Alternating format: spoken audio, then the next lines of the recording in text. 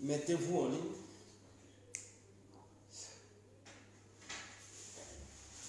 Mettez-vous en ligne, mettez-vous en ligne, mettez-vous en ligne.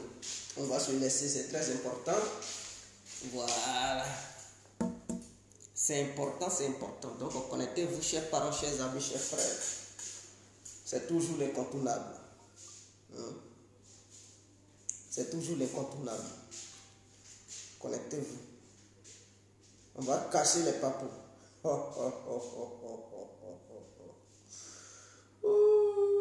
Mettez-vous en ligne. J'espère que ça va très bien. J'espère que ça va très bien chez vous. En tout cas, chez Dieu, j'ai compris ça va. Je vais m'hydrater la gorge un peu.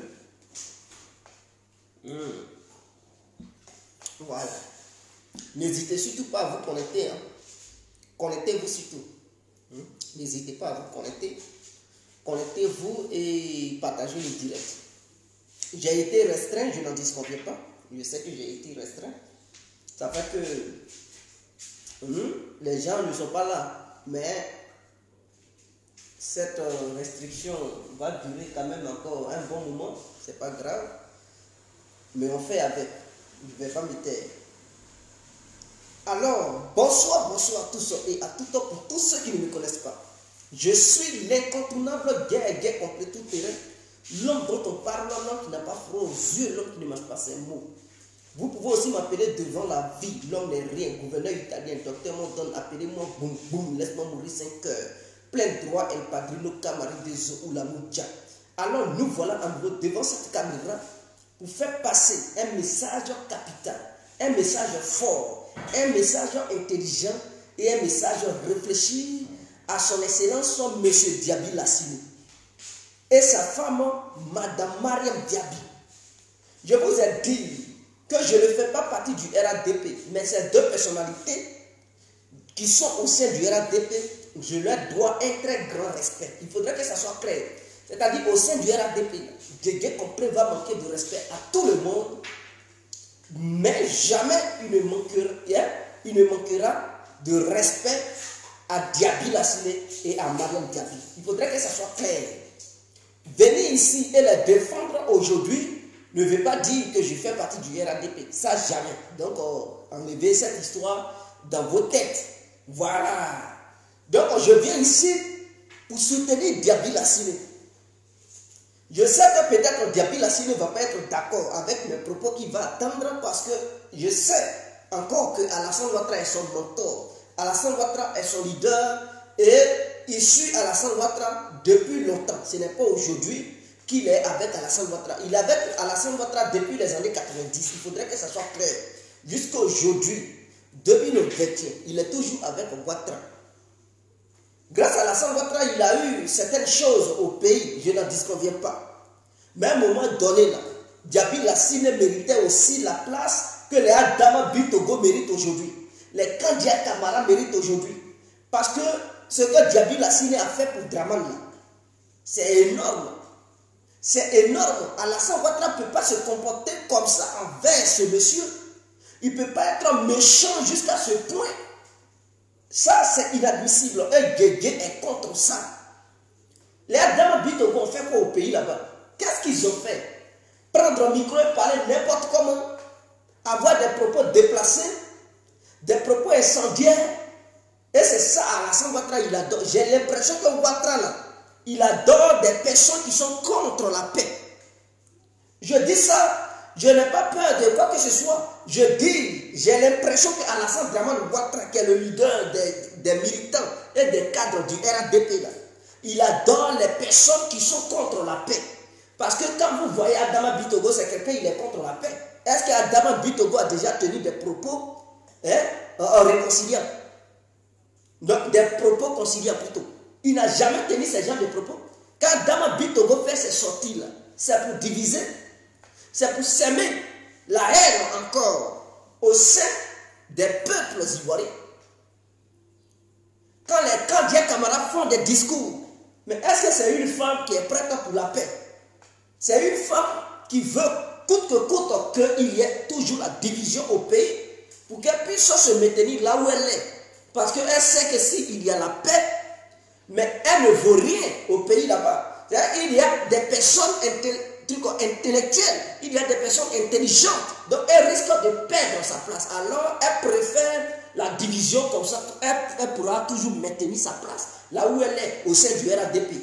Donc elle n'est pas prête pour la paix. Il y en a plein d'autres.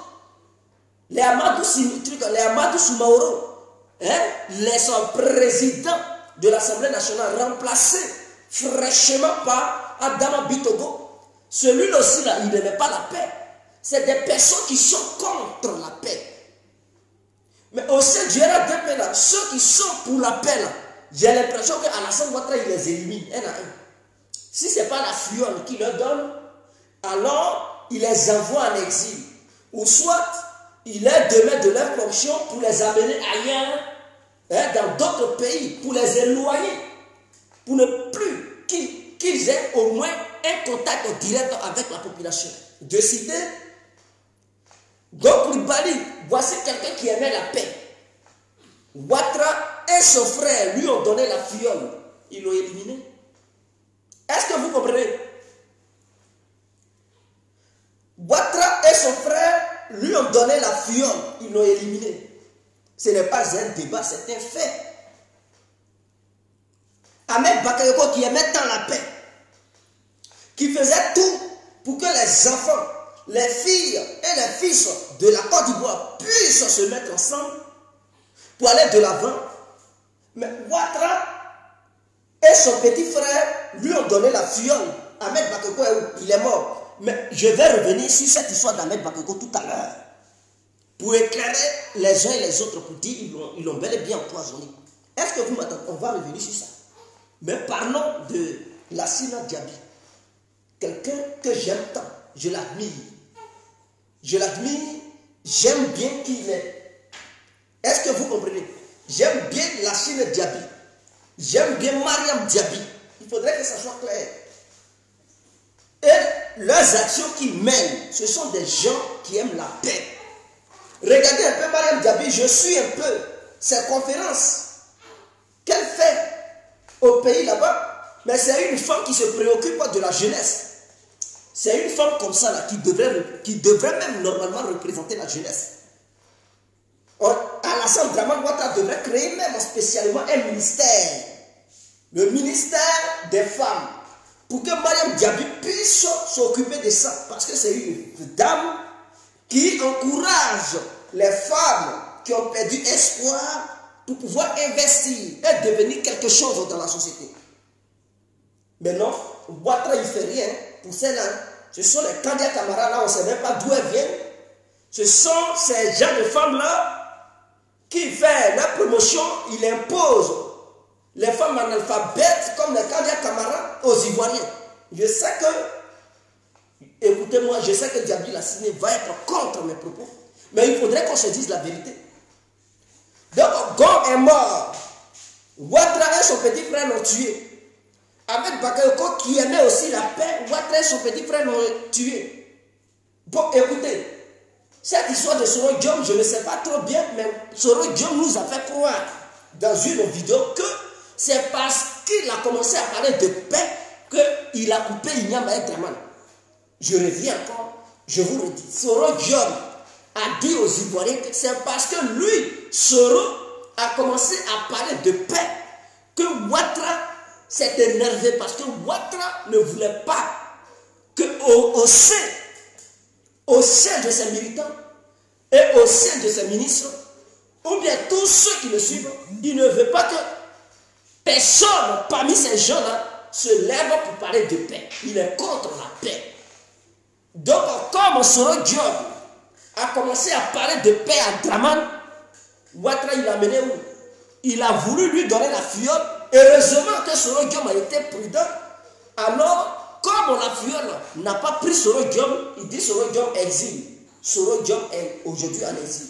Mais ce que je cite là, je ne cite pas des ressortissants de d'autres régions de la Côte d'Ivoire. Ce sont des gens qui viennent du Nord. Je précise encore, ce sont des gens qui viennent du Nord.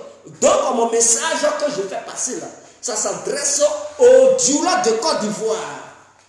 Même si vous ne voulez pas qu'on vous appelle Dioula là, je vais vous appeler Durand. Que vous le vouliez ou pas, vous êtes Durand de Côte d'Ivoire, Maoka, Odeleka, tout ça là, pour moi là, c'est Durand. Donc, mon message s'adresse à vous. Il faudrait que ça soit clair.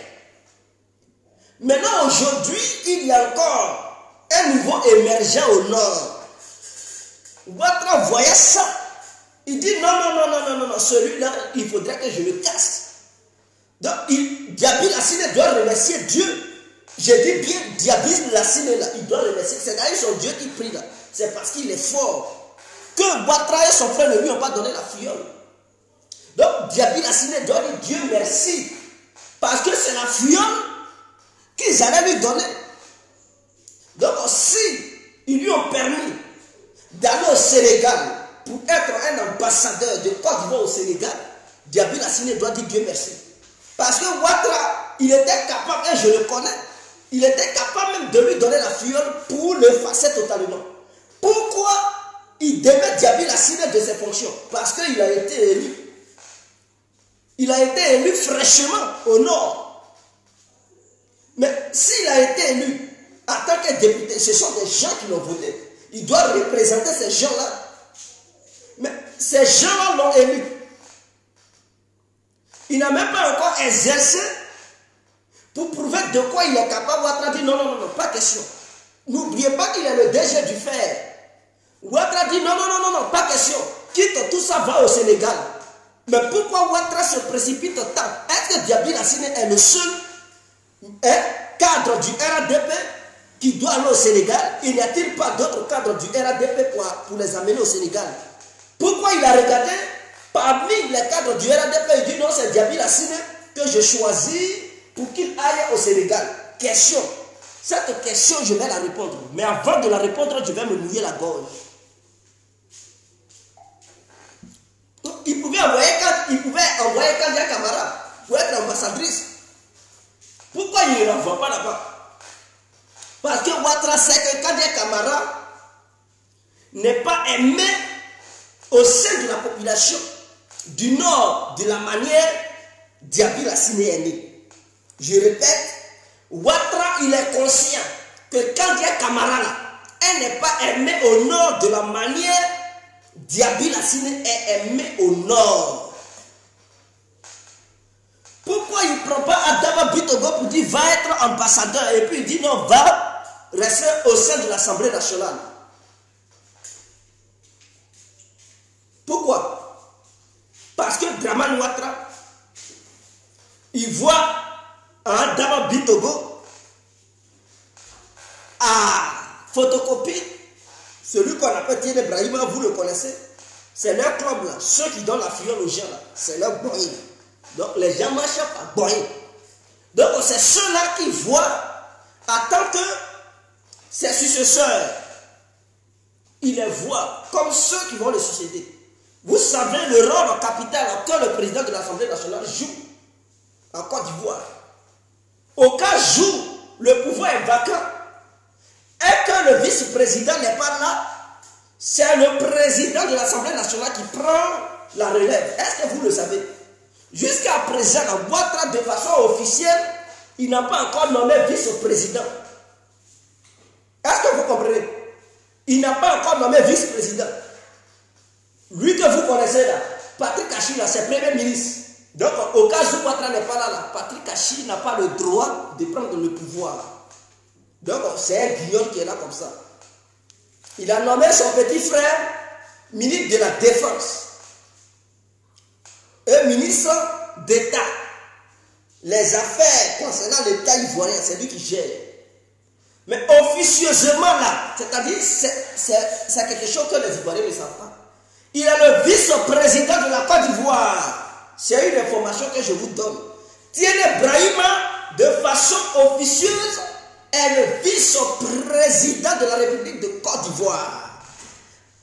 Non seulement il est le ministre de la Défense, il est le ministre d'État et il est le vice-président de la République de Côte d'Ivoire.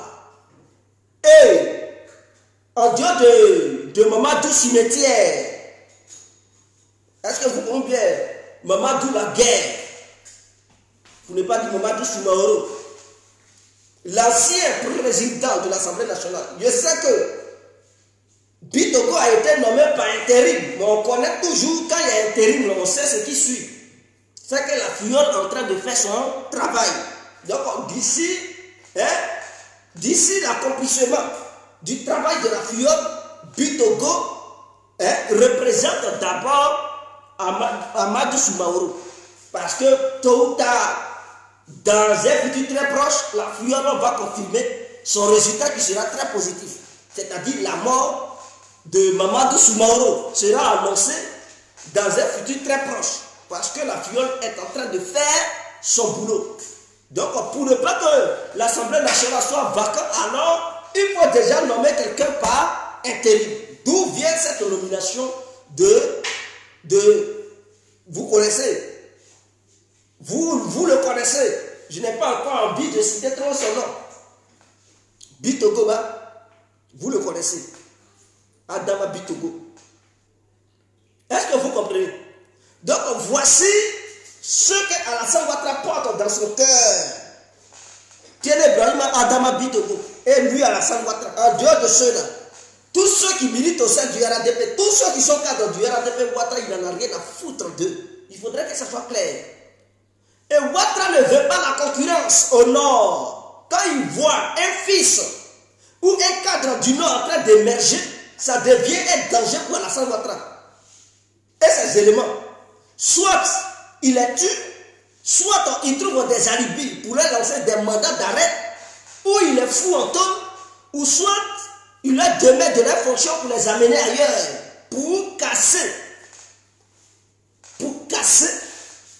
leur popularité. Pourquoi il décide donc de casser Lassine Diaby? Il a décidé de le casser parce que Lassine Diaby a commencé à briller au nord. Tout le monde a commencé à approuver, tout le monde a commencé à aimer Lassine Diaby. Je vous le dis, c'est un fait, ce n'est pas un débat. Lassine Diaby a montré qu'il était à la diaspora. Il s'est fait aimer par les militants du RADP, même en dehors des militants du RADP, comme moi par exemple. Et je ne suis pas le seul. Il y a plusieurs qui ne sont pas militants du RADP, mais qui adorent Lassine Diaby. Donc Ouattara voyait ça, il dit, mais ce petit-là, excusez-moi, je respecte Lassine Diaby, mais c'est comme ça Ouattara l'appelle. Il appelle un petit. Donc quand il le voit, il dit, ah, mais il veut me défier au nord là-bas. Je ne veux pas partager, lui c'est Ouattara qui parle maintenant, hein.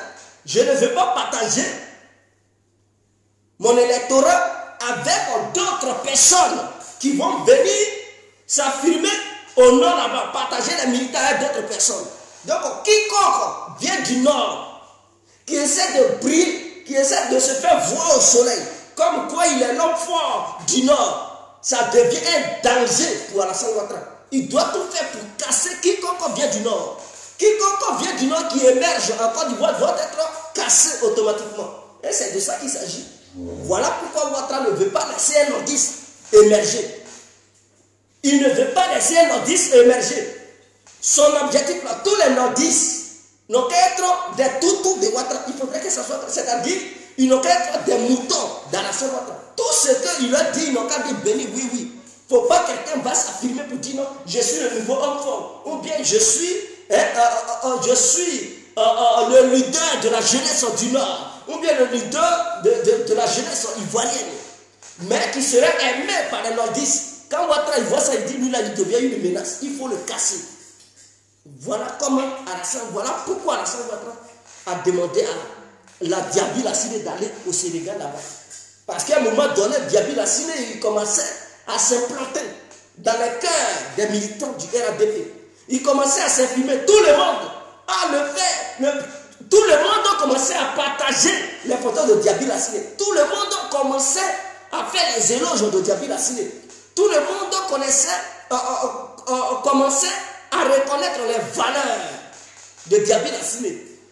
Quand les gens ont vu ça au sein du gouvernement de Ouattara, ils lui ont dit, mais président, lui là, il devient un danger pour toi. Il faut le neutraliser. Donc, voilà pourquoi je dis Diaby Lassine doit dire Dieu merci.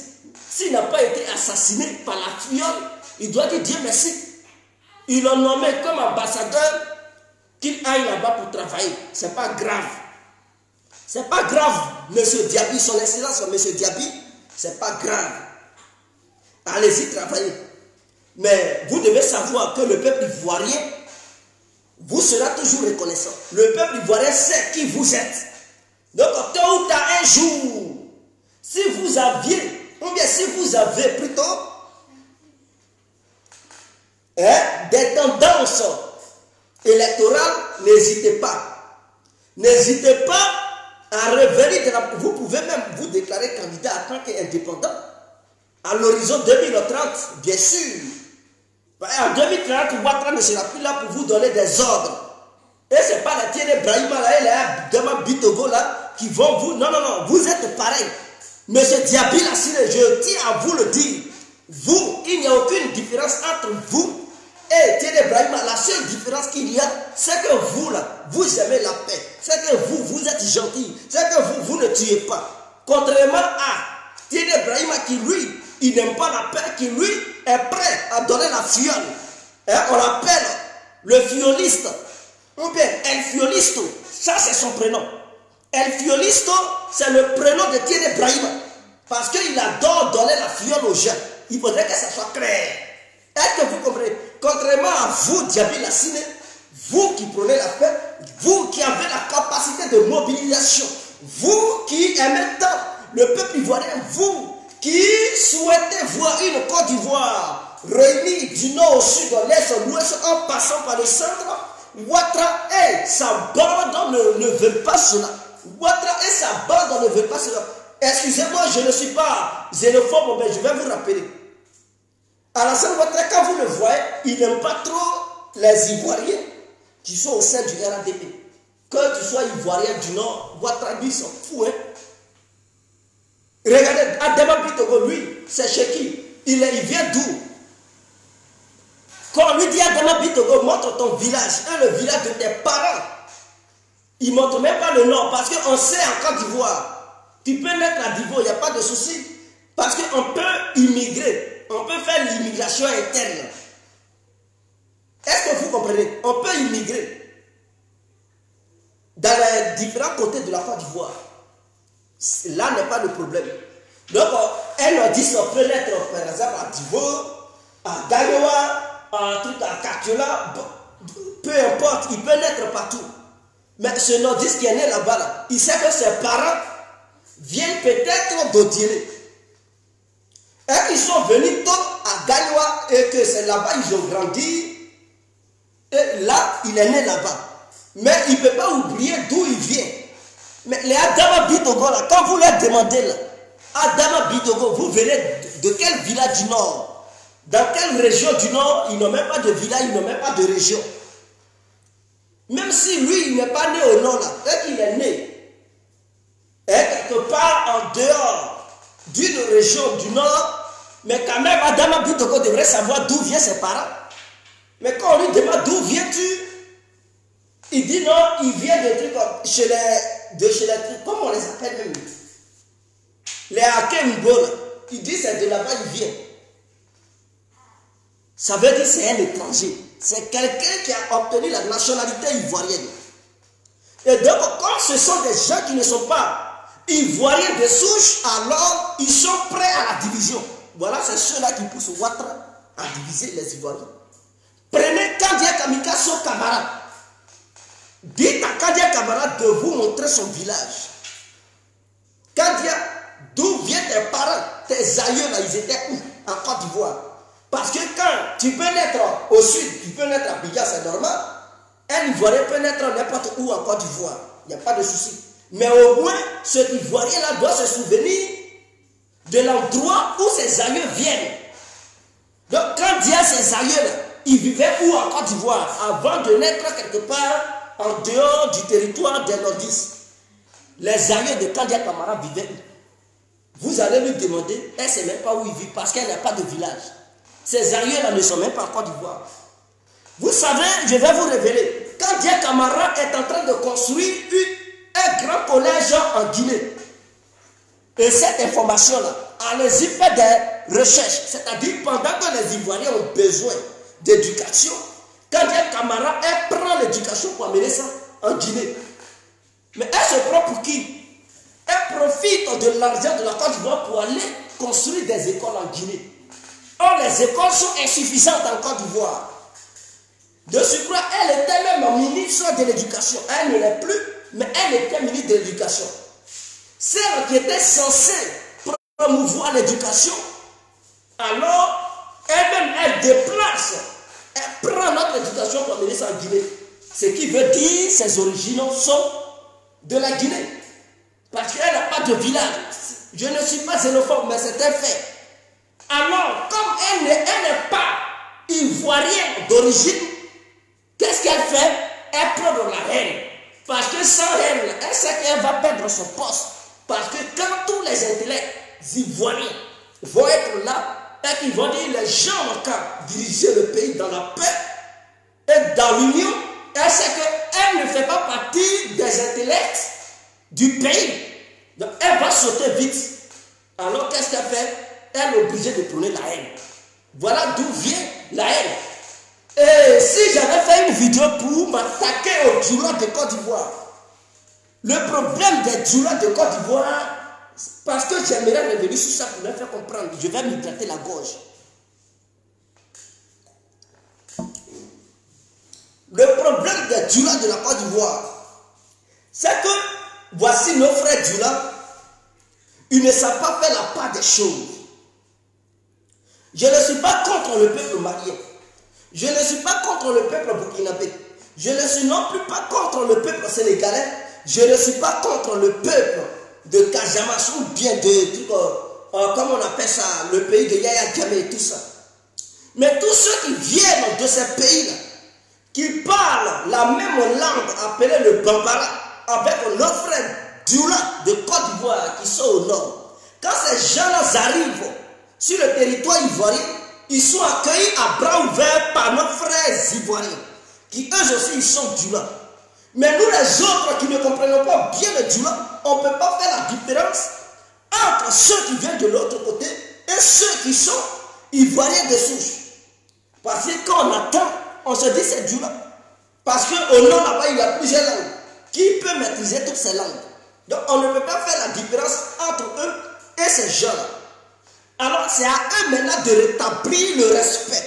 Parce que quand les autres quittent leur pays pour venir en Côte d'Ivoire, ils s'autoproclament Djoula.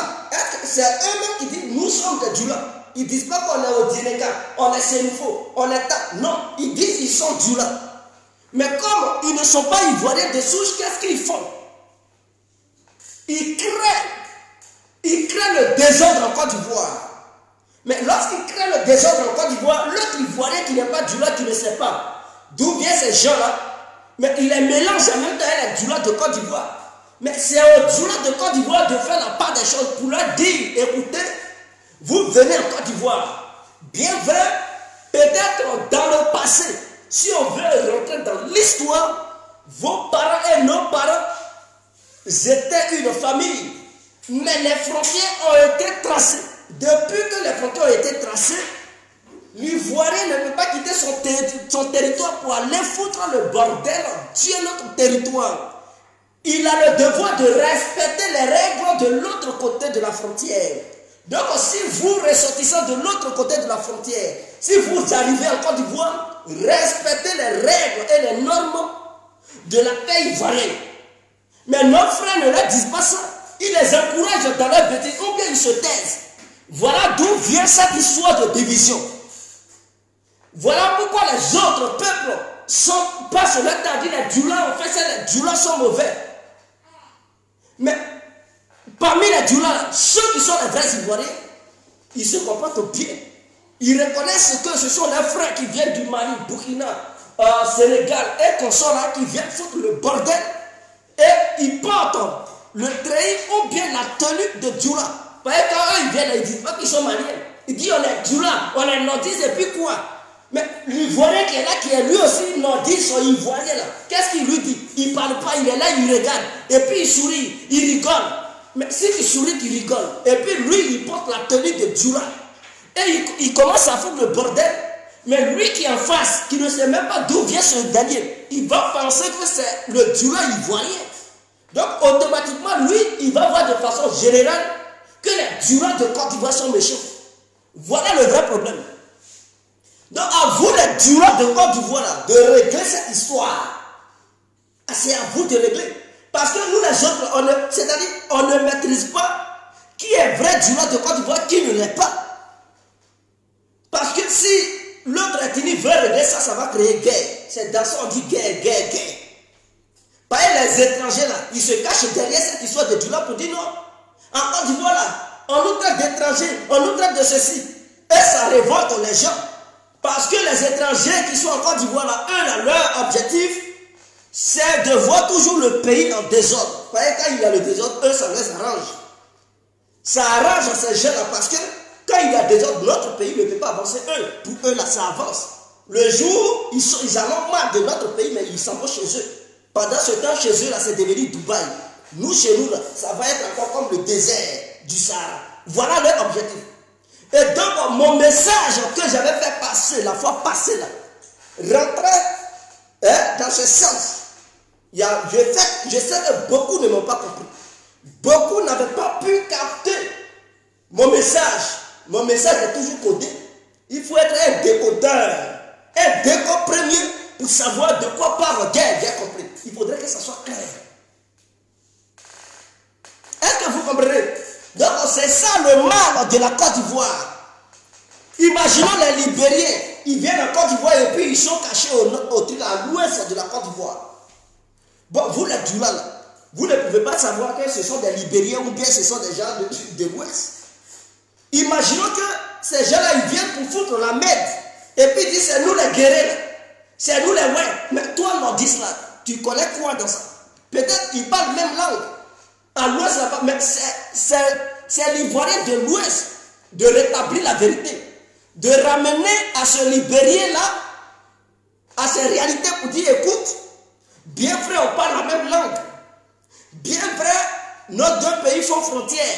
Mais tu ne peux pas quitter au Libéria là-bas pour venir s'aimer la haine, foutre la merde. Et les autres ethnies qui ne nous maîtrisent pas bien, ils vont nous mélanger pour nous mettre dans la même sauce d'ombre, pour nous piler. Donc, aux Ivoiriens de l'Ouest de rétablir la vérité pour dire, écoutez, arrêtez vos bêtises là. Si c'est comme ça, vous voulez faire la rentrée chez vous, au Libéria. C'est comme ça les nordistes de Côte d'Ivoire devraient faire. Mais ils ne le font pas. Et ce sont ces étrangers-là, parce que quand on parle, on dit que tu es xénophobe. Tu es ethnophobie. Je ne suis pas comme ça. Parce que s'il y a eu guerre, c'est parce que ces étrangers-là ont alimenté la guerre. Ils étaient à la base.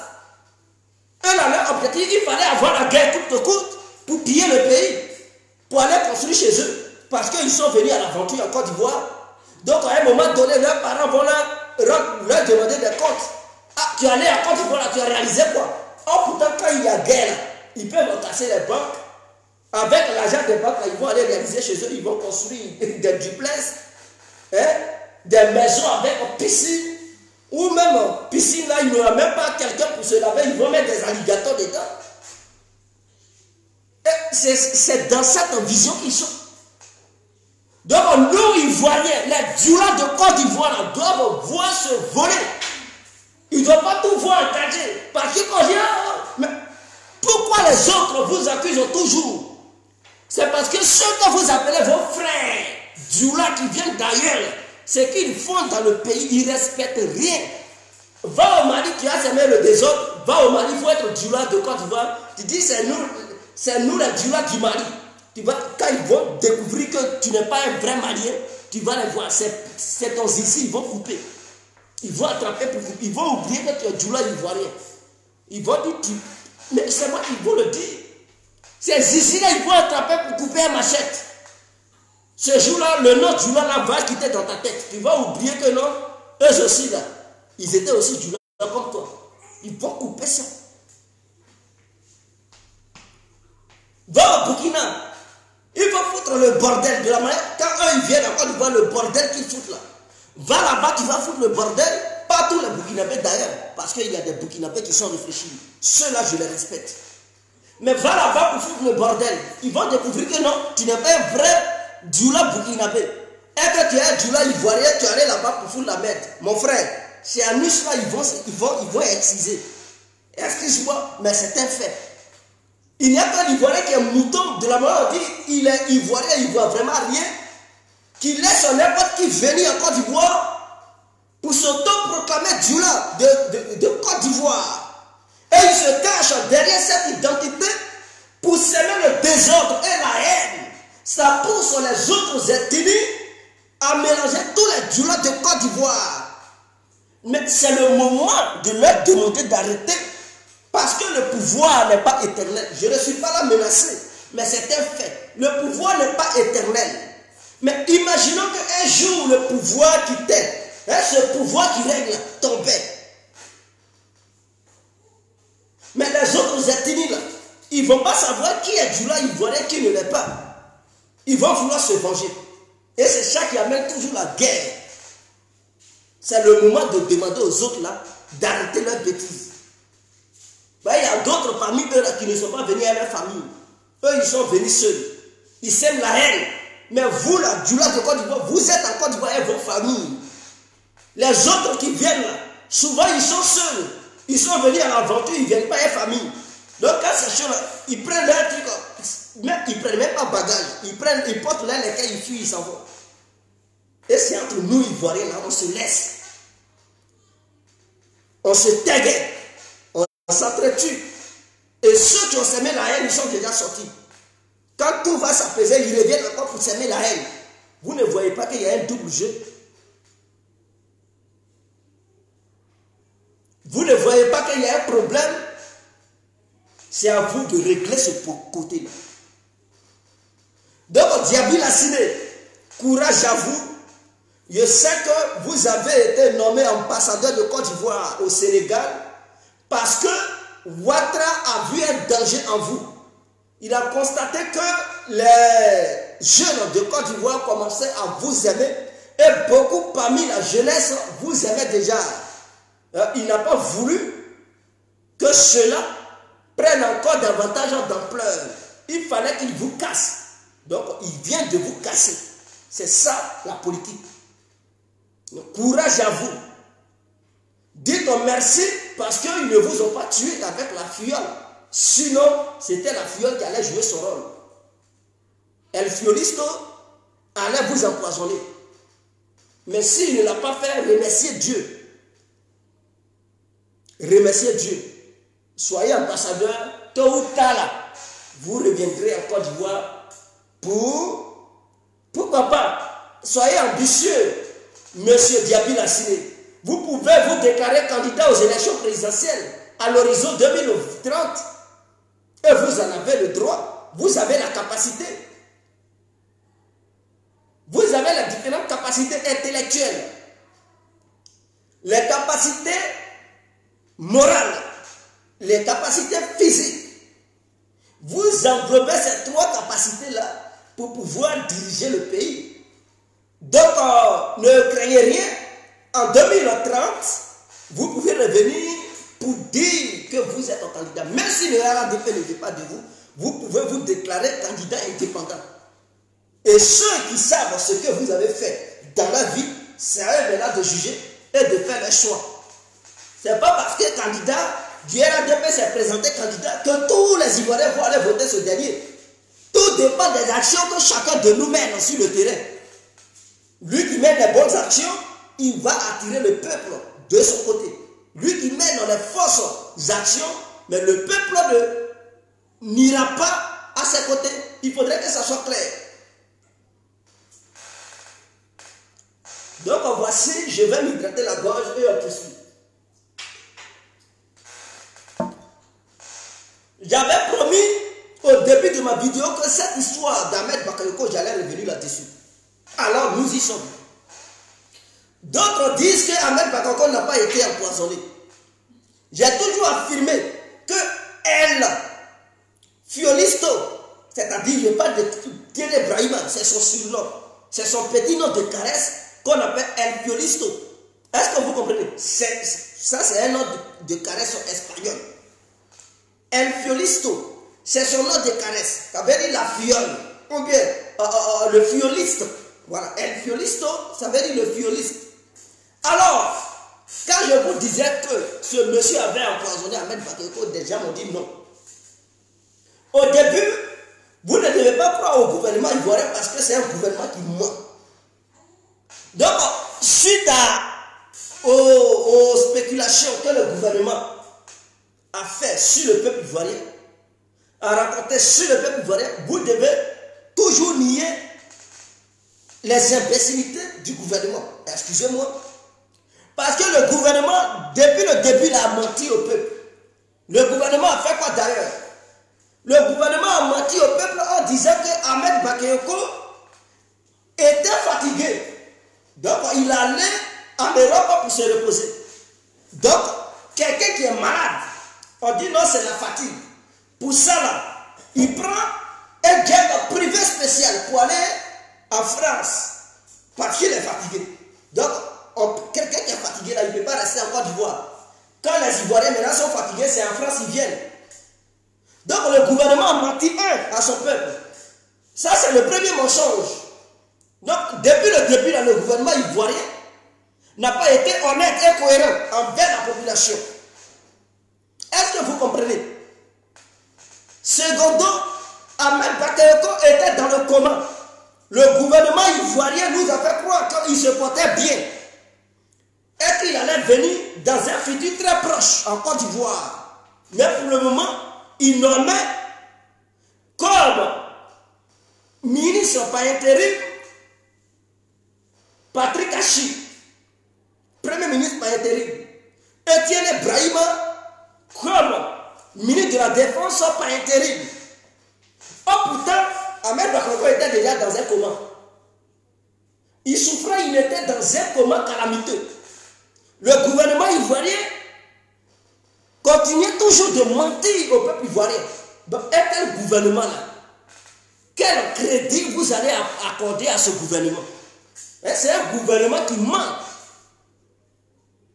Bon, de la France, à cause de fatigue, on dit qu'il allait se reposer en France. De la France, à cause de fatigue, on le met encore dans un jet privé spécial pour l'amener en Allemagne.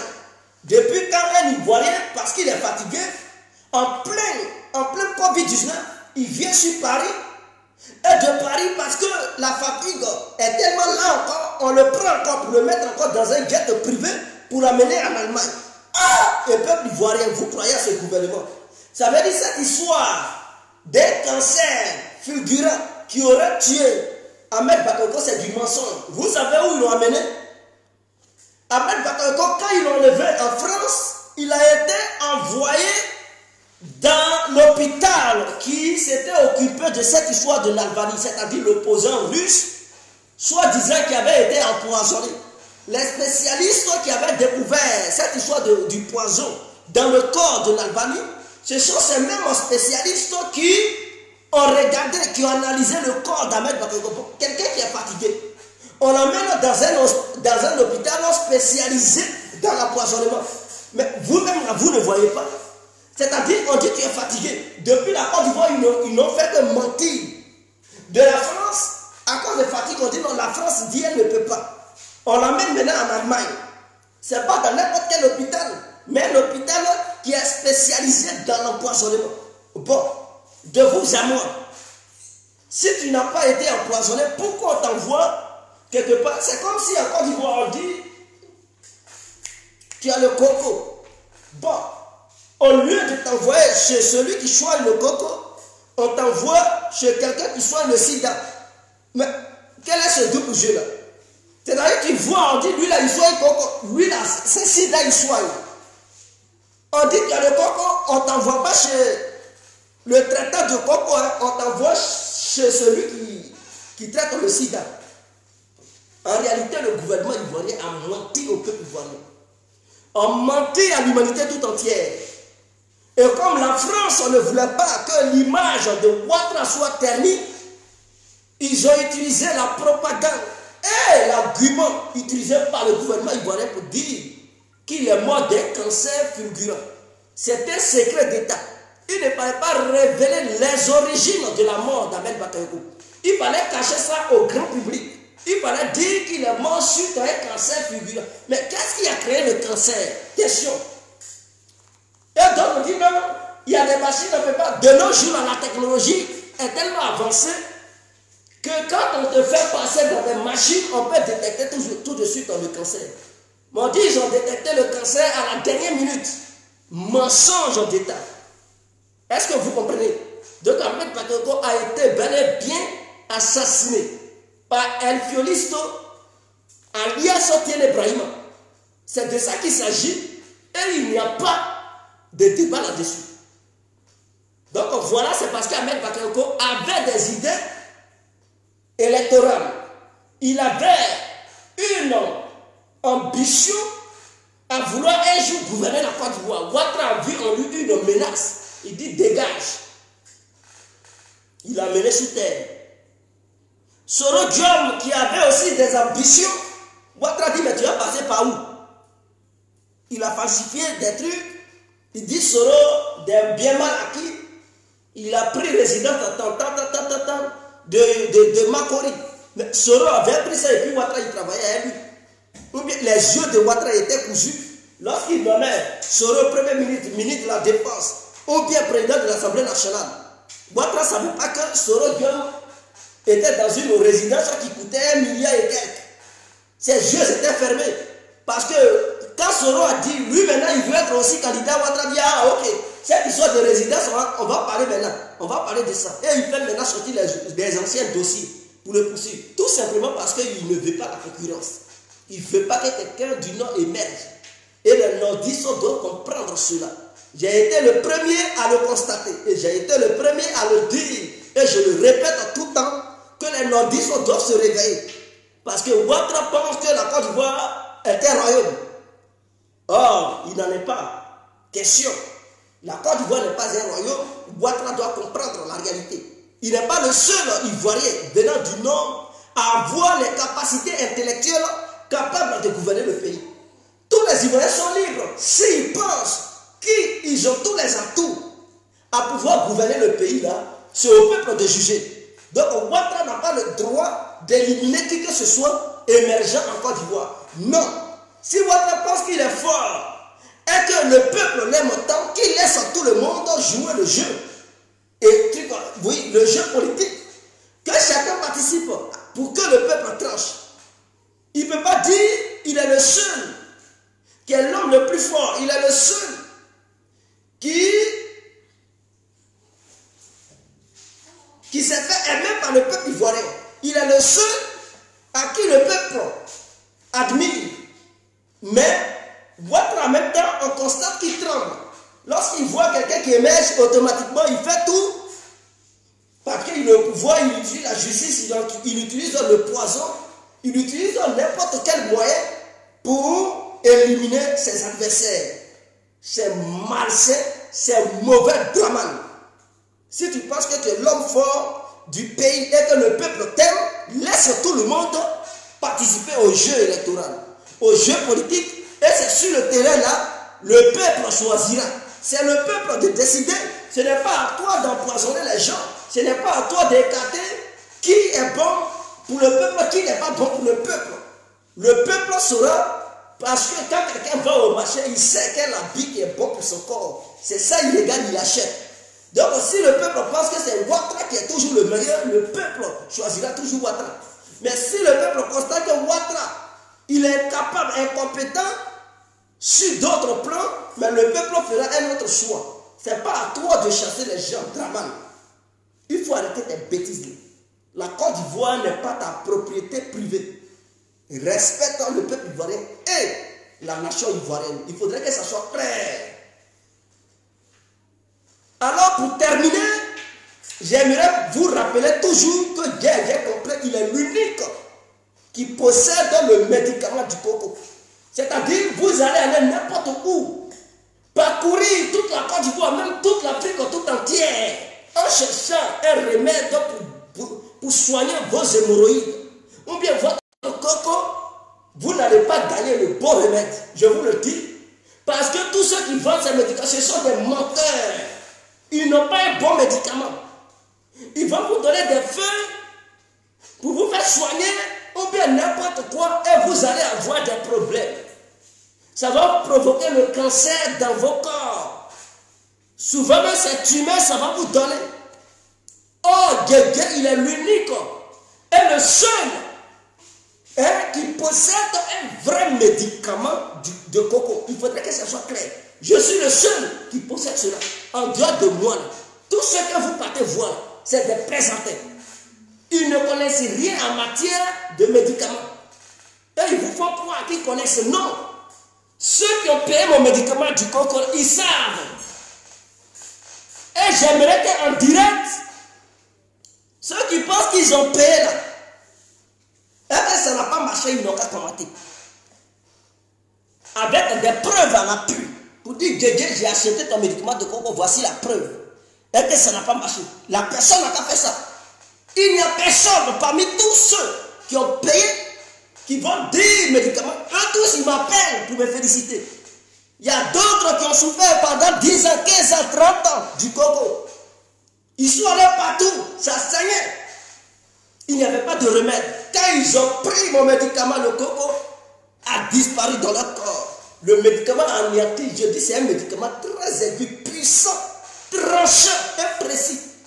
On dirait gâchette d'un sniper qui veut abattre sa cible à 6000 km en visant bel et bien la tête.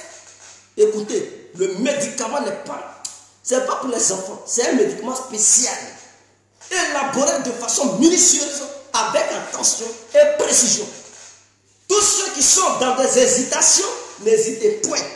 Venez voir l'incontournable Guégué complet, il va vous donner la plante magique. Cette plante qui anéantit le coco dans le corps de tous ceux qui forment comme hommes.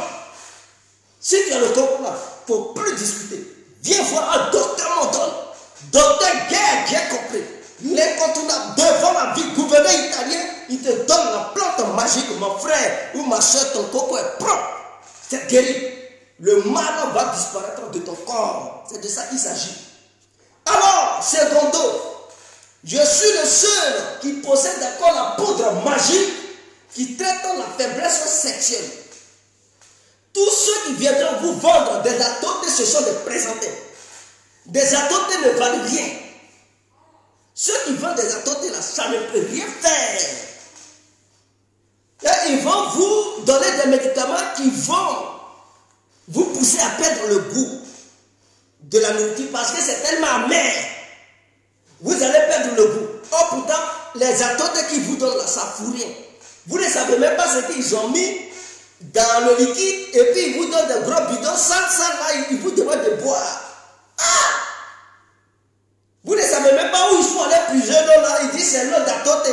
L'eau de Margot, les gens ont chié, fatigués là. Ils mettent ça dedans, ils disent atoté, tu bois. Vous ne savez même pas si c'est caca de chien, ils ont mélangé, ils vous donnent de boire. Moi là, ce n'est pas une histoire de liquide. C'est une histoire de poudre. Et quand la personne débat, il voit bel et bien que c'est une poudre faite à base d'écorce. Tu vois ça, tes yeux là sont clairs. Il n'y a pas histoire de caca de chien. Il n'y a pas histoire de caca de chien. Il n'y a pas histoire de caca de truc humain. C'est clair, yeux dans yeux, tu vois. Et cette poudre-là n'est pas pour les enfants. C'est une poudre forte, puissante, qui ne plaisante pas.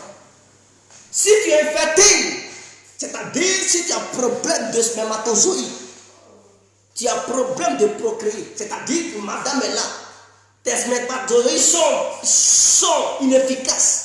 Tu ne peux pas les faire booster pour pouvoir engrosser madame, mon frère. Pourquoi tu souffres? Tu veux aller défiler à l'hôpital, gaspiller ton argent? On te dit le médicament est moins cher. Ça te permet d'avoir ton petit papitou avec ton oncle. Ça te permet d'avoir ton héritier. Ça te permet d'avoir ton héritière. Avec toi, tu ne veux pas. Ces médicaments de l'hôpital, tu t'en cherché. Docteur vis-à-vis a fait fatiguer. Il n'a pas de solution. Pourquoi ne viens-tu pas voir l'incontournable Guégué compris? Pour ton problème de procréation, tu viens me voir, Guégué te donne la poudre magique, mon frère. Si tu n'as pas encerté ta femme, là, c'est que ce n'est pas Guégué. Je dis bien, je mets quiconque au défi qui a ce problème-là de venir prendre la poudre magique chez moi. Le traitement de 14 à 20 jours, le mois qui va suivre, si madame finit de voir ses règles, il n'a qu'à bien calculer. Son mauvais jour, Il n'a qu'à taper ça dur. 2 semaines après, si madame n'a pas eu vertige, vous dites, ah, je commence à cracher fort, hein. Ah, nourriture me dégoûte. Si madame n'a pas donné des signes de quelqu'un qui porte une grossesse, c'est que ce n'est pas Guégué. Tu tapes ça dur. L'enfant est là, le mois qui va la faire caler. Mon frère, je te parle. Il n'y a pas de... Quand je te parle, c'est parce que je suis sûr. Tu doutes pourquoi? Il y a des gens qui doutent. Non, est-ce que, mon frère, si tu n'es pas sûr, il ne faut pas venir chez Guégué. Ben, Guégué, là, il ne peut pas se mettre devant une caméra pour dire des sottises, des bêtises, s'il n'est pas sûr de ce qu'il vous présente. C'est parce que je suis sûr de ça que je viens de vous parler, que je viens vous parler de ça. Est-ce que vous comprenez? Même aussi ton papitou ne tient pas. Tu as une jouissance précoce. C'est-à-dire, tu commences, une minute, waouh, papitou dort. Tu essaies de le réveiller, il dort. Et madame est désolée, madame est déçue, mon frère. Pourquoi tu souffres? Viens voir l'incontournable. Je suis le papa, le propriétaire de tous les dossiers. Quel que soit le degré de ta faiblesse sexuelle, viens voir l'incontournable. Le défi est lancé, la faiblesse sexuelle va disparaître dans ton corps. Je te parle de quelque chose qui est réel. C'est un fait, ce n'est pas... Non, ce n'est pas de tabata, je dis c'est un fait. Viens, tu commandes ta part. Madame va apprécier. C'est-à-dire quand tu vas aiguiser. Quand tu vas aiguiser ta ceinture collante qui se trouve entre tes deux jambes, entre tes deux cuisses.